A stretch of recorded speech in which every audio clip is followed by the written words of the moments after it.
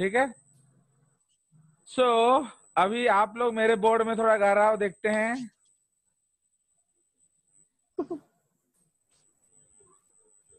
गा रहा हो? Are you able to write in my board? No, No, sir. sir. No, sir. तो No, इसलिए sir. इसलिए teacher also has to learn these things ना। अब तुम खुला छोड़ दोगे तो टाइगर तो जंगल में जाएगा ही। चलिए, so as we were discussing, तो we will be discussing introduction to taxonomy, है कि नहीं। नाउ जो इंट्रोडक्शन टू टैक्सोनॉमी हम लोग पढ़ रहे थे, इंट्रोडक्शन टू टैक्सोनॉमी, तो सबसे पहले हम लोग एनसीईआरटी वाला पॉइंट देखेंगे जो आपका एनसीईआरटी में दिया है। फिर हम लोग जेसीईआरटी वाला पॉइंट देखेंगे। Do you know what is JCERT points? Sir आपका point. Yes, that is called JCERT. Very good, you are smart, smart boy. चलिए, so now let's go to NCERT points. Okay, so अब actually according to NCERT ये जो first page है आपका levels of organisation है। Actually इससे पहले एक और पॉइंट उनको पढ़ाना चाहिए, दैट इज बॉडी, है कि नहीं। तो हमारे पास कौन कौन से, तो before this point actually they should teach body plan. तो जब हम लोग पढ़ेंगे तो बॉडी प्लान पढ़ेंगे। सो बॉडी प्लान, तो what are the different types of body plan आपको मालूम है? Tube within tube. नहीं, सबसे ऑलवेज एक, आप हमने टैक्सोनॉमी में क्या पढ़ा, हम लोग ओल्डर से न्यूअर पढ़ेंगे। तो Cell सेल्यूलर, aggregate. सब नहीं, सबसे पहले सेल्यूलर, उसके यस आजकल सेल्यूलर एनिमलिया में नहीं पढ़ा जाता है क्योंकि उसको हमने प्रोटिस्टा में भगा दिया। तो यू आर नॉट रॉन्ग। तो दिस इज सेल एग्रीगेट। उसके बाद कौन सा बॉडी प्लान है? Blind sac. उसके बाद कौन सा बॉडी प्लान Tube है? within tube. Tube within a tube. इसका दो टाइप होता है। जो प्रिमिटिव टाइप है उसको कहते हैं प्रोटोस्टोमस, ठीक है। प्रोटोस माने फर्स्ट, स्टोमा माने माउथ। तो जिस बॉडी में पहले माउथ बनता है उसको हम लोग कहते हैं प्रोटोस्टोमस। तापरे Deuterostomus. ड्यूटेरोस्टोमस, ठीक है। तो deuterostomes is also a tube within a tube body plan. आपको मेरा बोर्ड अच्छा लगता है ना, दूसरे टीचर्स का बोर्ड अच्छा लगता है? आपका sir. But why? But why? Spacious है, बाकी सब छोटा छोटा पिटी पिटी। नहीं, but why?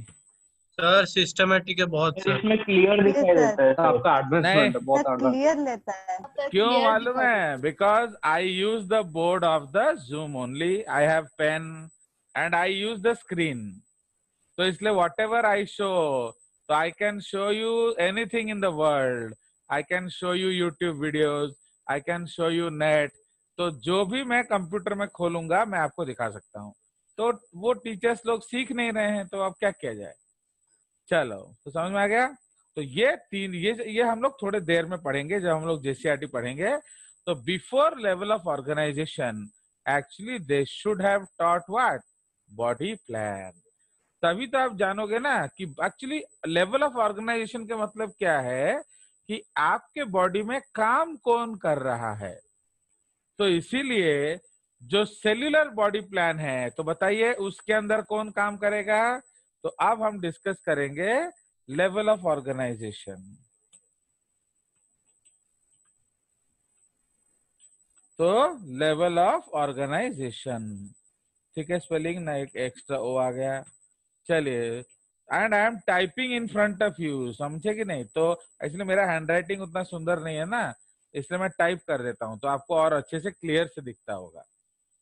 Plus I send you screenshots and video upload. ये फैसिलिटी और कोई टीचर दे रहा है आपको?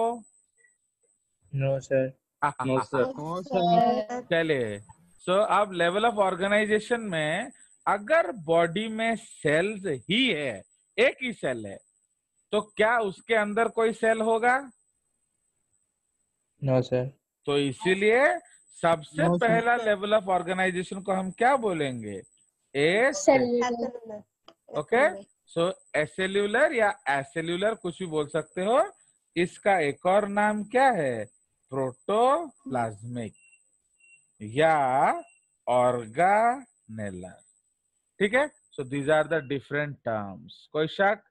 इसका मतलब सेल्स के अंदर प्रोटोप्लाज्मिक वर्क होता है, लेवल या ऑर्गेनेल्स होते हैं, बट कोई भी सेल नहीं होता।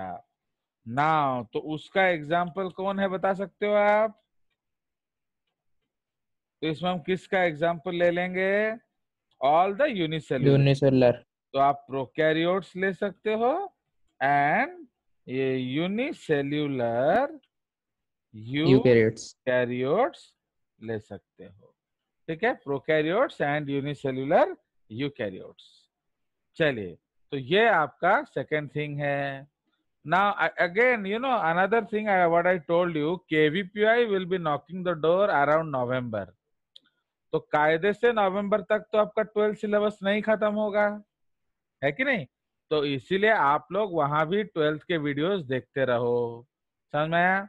उसके बाद हम लोग क्या कर सकते हैं अनऑफिशियली, ओके, किसी भी दिन सपोज डाउट है, जैसे संडे आई एम फ्री, तो अगर आप सब बोलोगे तो सपोज आपने डिसाइड किया कि सर आज जेनेटिक्स का डाउट ले लेंगे, तो क्या होगा, मैं केवीपीआई के लिए जेनेटिक्स का आपका उस दिन डाउट्स ले लूंगा।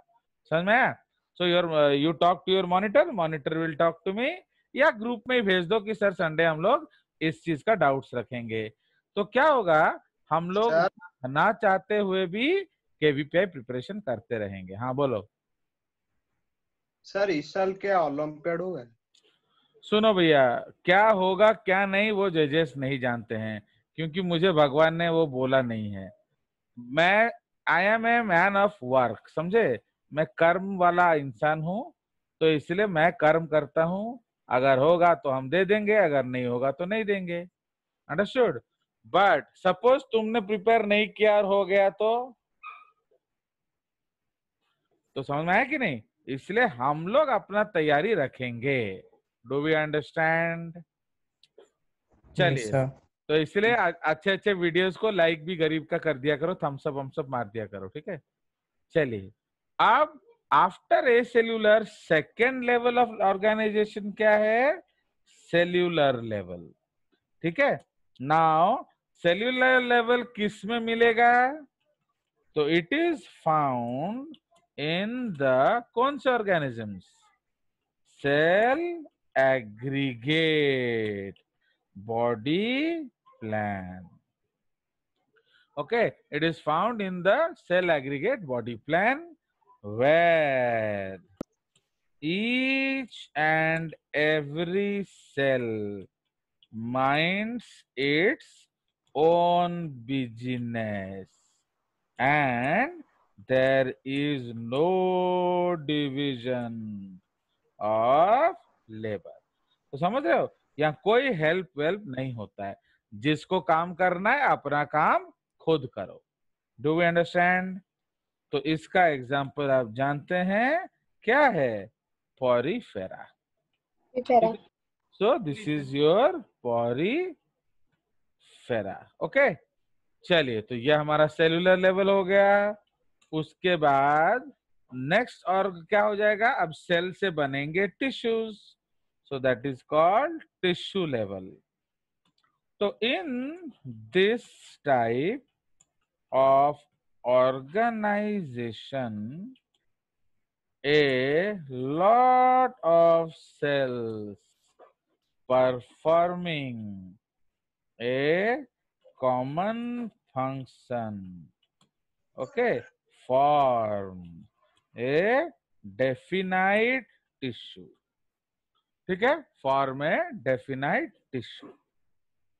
ओके, नाउ अब जैसे हमारा जो पायल है, पायल जो है, suppose she was opening batsman of her other school team, but मेरे टीम में वो आकर मेरे को बोलती है कि sir actually I am an opening batsman, I also want to open for DAV सियसपुर।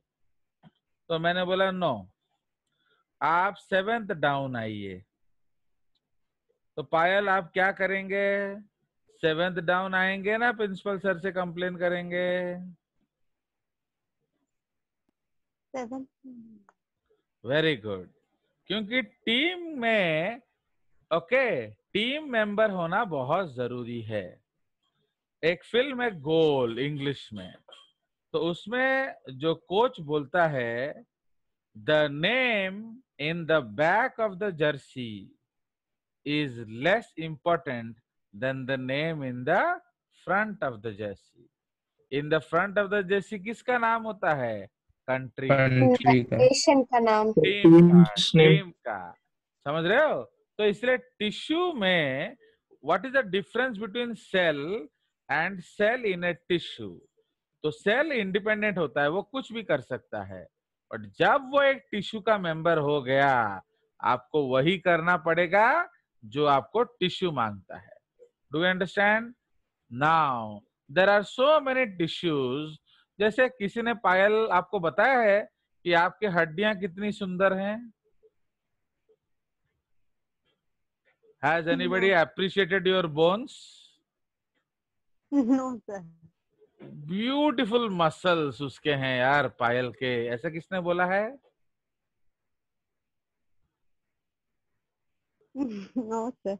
ताहले सिर्फ कितनी ब्यूटीफुल फेस है, कितना ब्यूटीफुल हेयर स्टाइल है, तो समझ रहे हो? तो आप खुद सोचो, अगर बोन बुरा मान गया तो तुम्हारा क्या होगा? तो इसीलिए a lot of tissues, irrespective of the fact that they don't wanna get any blessings, still they do their job for the betterment of the what? Tissue, for the betterment of the body. तो समझ रहे हो? इसलिए tissue में होने से आपका duties जो है वो सर्वोपरि हो जाएंगे। आया समझ? तो इसलिए this is called tissue grade. तो ये सबसे पहला कहाँ आया एग्जाम्पल? तो यह आ जाएगा आपका निडारिया एंड ए निडारिया। तो टेनोफोरा का एक और नाम है ए निडारिया।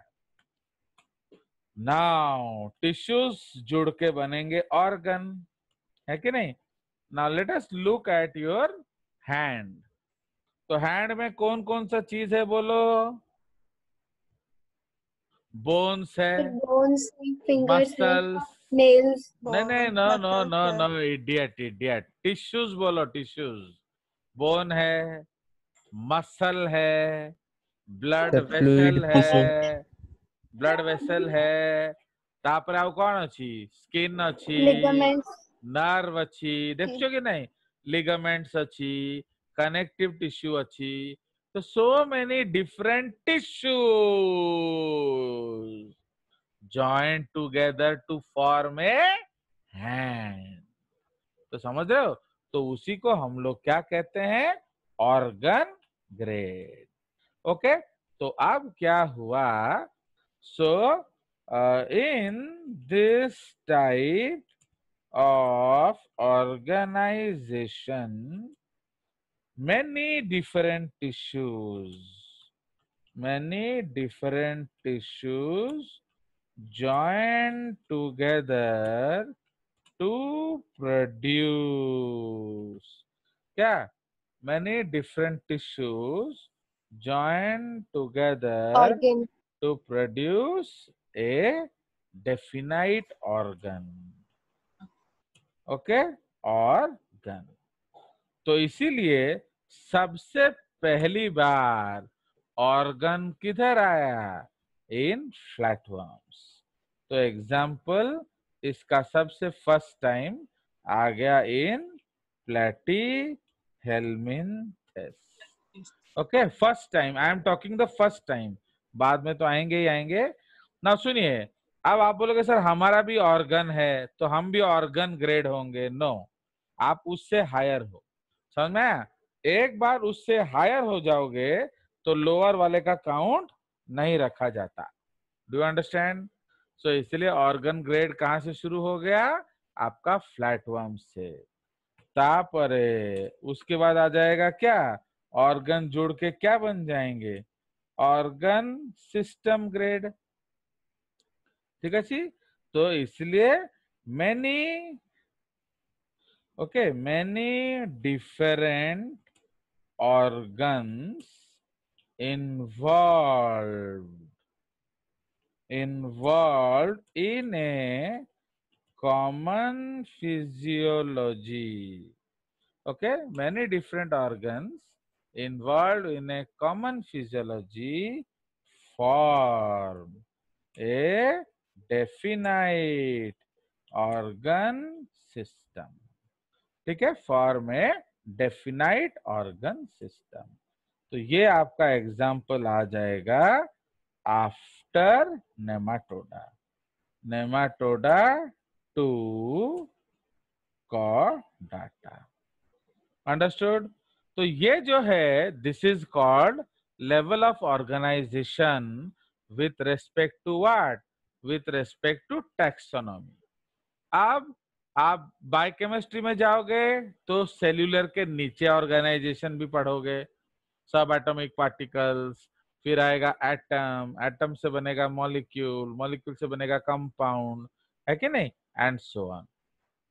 अब आप इकोलॉजी में जाओगे तो इससे भी हायर देखोगे, ऑर्गन सिस्टम जोड़ के बनाएगा ऑर्गेनिज्म, ऑर्गेनिज्म जोड़ के बनाएगा क्या, आपका जो पॉपुलेशन, मेनी पॉपुलेशंस बनाएंगे कम्युनिटी, कम्युनिटी जोड़ के बनाएगा इकोसिस्टम, मैनी इकोसिस्टम जोड़ के बनाएगा बायोम, मैनी बायोम जोड़ के बनाएगा बायोस्फीयर।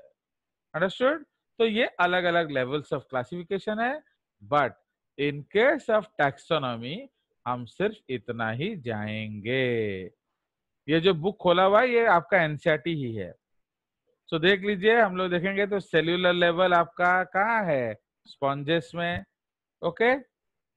जहाँ पर है टिश्यू लेवल है, ऑर्गन लेवल देख रहे हो, is executed by platyhelminthes, okay, and उसके बाद आ जाएगा ऑर्गन सिस्टम लेवल।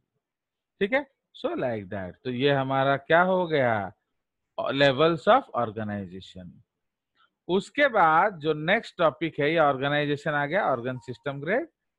नाउ अब जो नेक्स्ट सिस्टम है आपका, जो क्या, digestive system.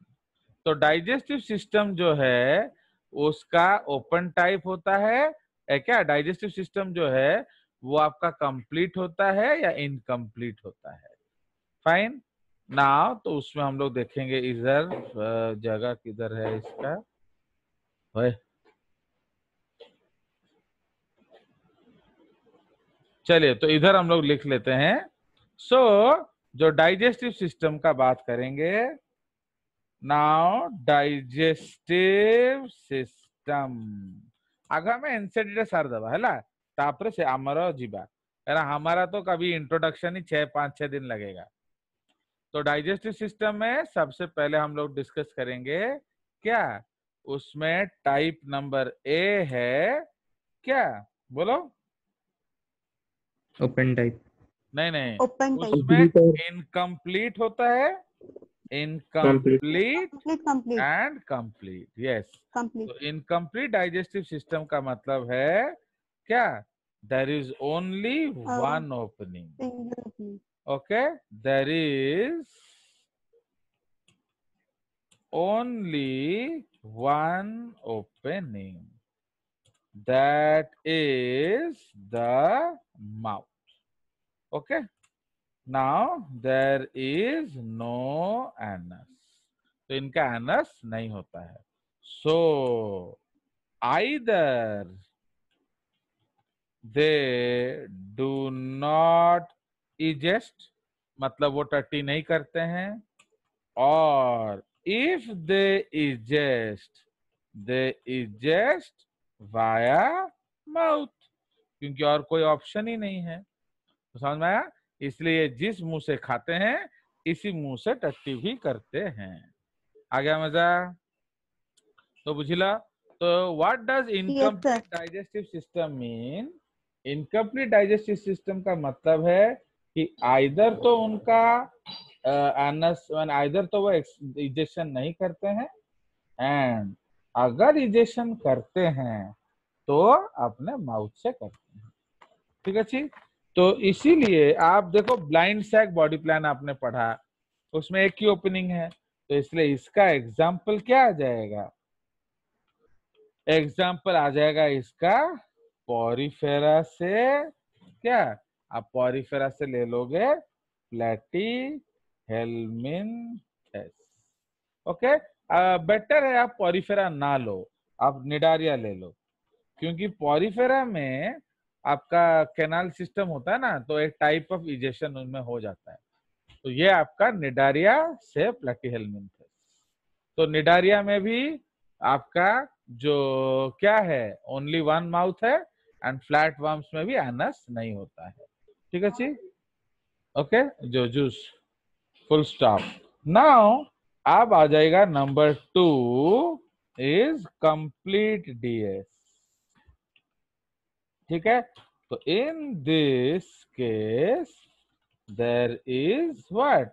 There are two openings, comma, mouth and anus. Mouth and anus. ठीक है, तो ये हमारा कंसेप्ट है। ओके,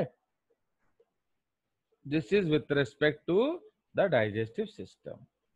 नाउ उधर ही एनसीईआरटी में कुछ एक एक सूंघा दिया है बस, इसलिए वो सूंघ के हम चलेंगे। उसके बाद आ गया सर्कुलेटरी सिस्टम।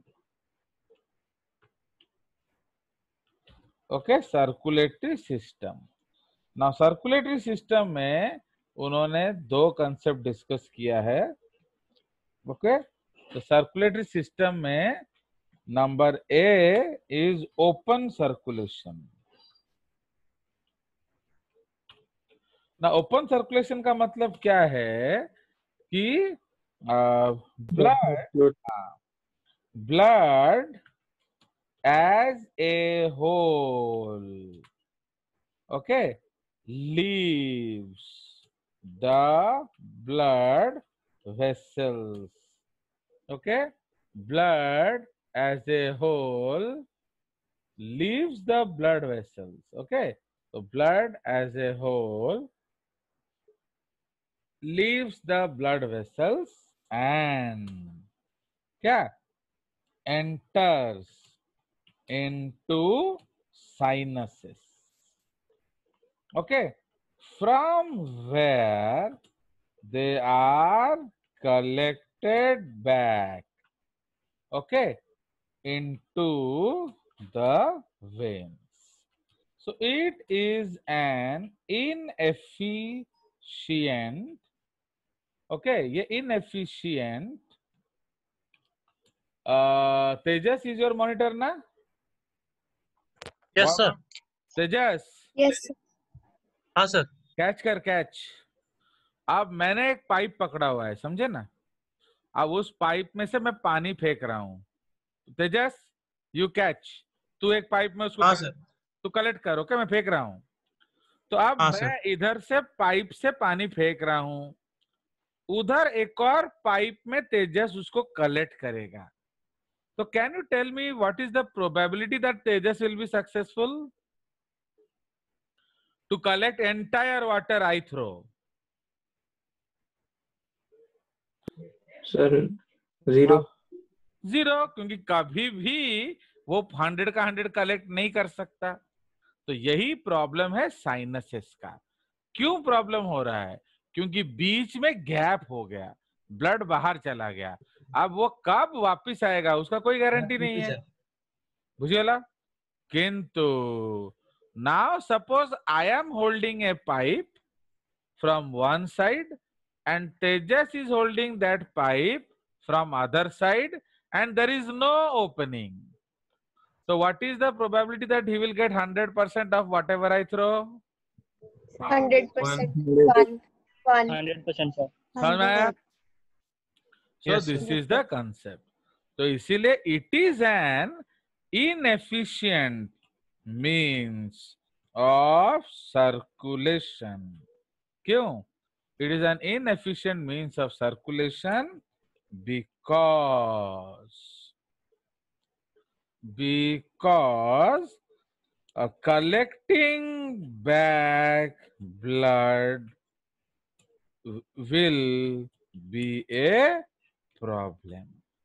समझे? इसीलिए बॉडी को क्या करना पड़ेगा, जिंदगी भर ब्लड बनाना पड़ेगा, आपको जिंदगी भर ब्लड बनाना पड़ेगा। उसके बाद बी जो है ये क्लोज सर्कुलेशन है, क्लोज्ड सर्कुलेशन, ठीक है ना। क्लोज सर्कुलेशन का मतलब क्या है ना, क्लोज सर्कुलेशन। सो इसमें क्या होता है, ये चीज नहीं होता है। तो कॉपी पेस्ट कर देंगे, कौन इतना लिखेगा। तो blood as a whole never leaves the blood vessels, okay. उसमें से comma some components can leave and rejoin, okay, but not whole blood, समझ रहे हो। सो इसीलिए सो दिस इज द कंसेप्ट, आया समझ। तो इसमें क्या हो रहा है आप समझ में आया। तो जैसे ब्लड आया आपके टिश्यूज में, तो food, oxygen, water, medicine, hormone, वो सब जाएंगे, बट वो सब वापस फिर आएंगे। किंतु मेन कंपोनेंट ऑफ ब्लड क्या है, सेल्स, प्रोटीन्स, ये सब जो है ये पूरा का पूरा कभी भी नहीं जाएगा। Understood. So that is why it is an efficient system, okay।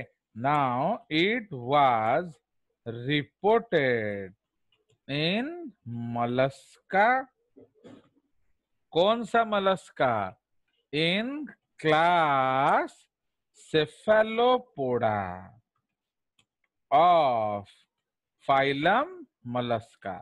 पूरा mollusca में नहीं होता है, सेफलोपोडा में होता है। उसका कारण क्या है, सेफलोपॉड्स बहुत बड़े बड़े होते हैं, जैसे giant squid, giant squid 20 metre लंबा होता है। तो अगर ओपन सर्कुलेशन करोगे उसको ब्लड मिलेगा ही नहीं। तो इसलिए class cephalopoda phylum mollusca, comma class annelida and sorry class annelida बोल रहा हूं, phylum, phylum annelida and chordata. तो देख रहे हो कि एनेलिडा एंड mollusca ये लोग नॉन कॉर्डेट्स हैं, फिर भी उनमें क्लोज सर्कुलेशन होता है, ओके। तो ये सब आपका पॉइंट्स इधर दिया हुआ है, तो इसलिए हम लोगों ने उसको डिस्कस कर लिया। उसके बाद हम सिमेट्री डिस्कस करेंगे, तो सिमेट्री हम लोग अपने वहां ही डिस्कस करेंगे।